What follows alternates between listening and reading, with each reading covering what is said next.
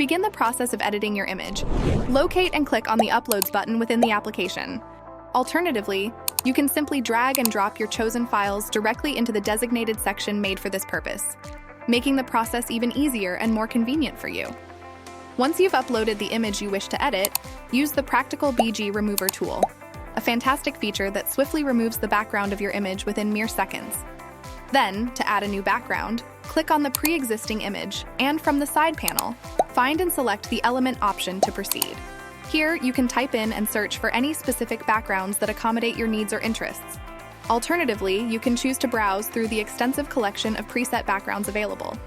Once you have identified a background that you feel suits your needs, simply click on it to add the image to the canvas. Next, right-click on the newly added background image, and from the drop-down menu that appears, select Set as Background. This will lock in your chosen background image, thus completing your image editing procedure.